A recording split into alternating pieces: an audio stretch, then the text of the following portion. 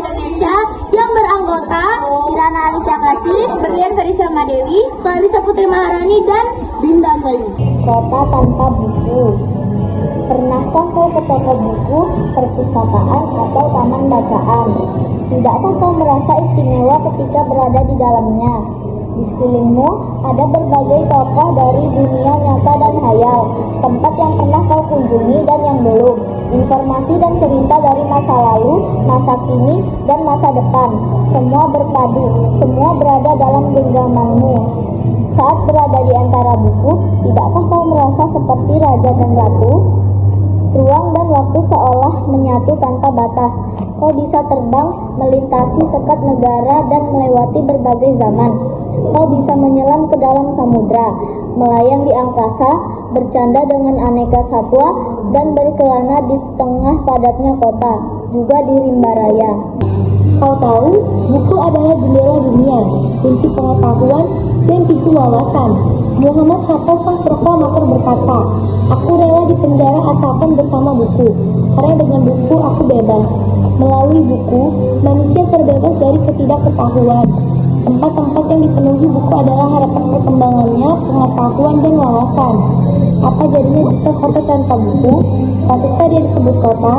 Di kota itu, mungkin kabar datang dari sumber lain, dari koran, televisi, atau internet. Mungkin informasi dan cerita datang dari cerita nenek moyang, bagai dongeng-dongeng sebelum tidur. Irama warganya pun tiada beda. Bangun pagi, bertebaran di muka bumi untuk berbagai keperluan, untuk kembali pulang siang atau sore harinya.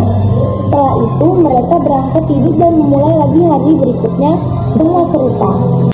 Di kota itu mungkin ada bangunan bernama perpustakaan. Di dalamnya, buku-buku berderet dalam rak yang tak terjamah. Tiada tangan meraih dan membuka halaman demi halaman dengan sukacita.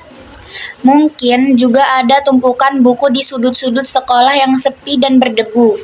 Jarang dikunjungi, jarang dibaca. Buku-buku di sana teronggok tanpa nyawa. Mungkin kau tinggal di tengah kota yang megah, atau di gang sempit, di desa terpencil, di sisi pesisir, atau di kaki gunung. Adakah perpustakaan, taman baca, atau toko buku di dekat rumahmu? Jika ada, apakah tempat itu menjadi wadah berkumpulnya anak-anak dan warga, menjadi pusat berkembangnya wawasan dan pengetahuan, atau hanya menjadi pajangan? Maukah kau menjadi orang yang menghidupkannya? Kau bisa mengunjunginya dan mengajak teman-teman membaca dan berbagi cerita di sana.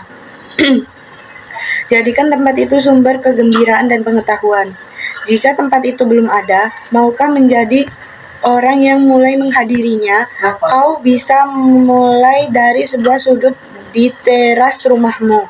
Ajak teman-temanmu memulai langkah baru. Jangan biarkan waktu berlalu tanpa buku. Siapapun dirimu, bersahabatlah dengan buku. Dia akan menjadi teman setiamu sepanjang waktu.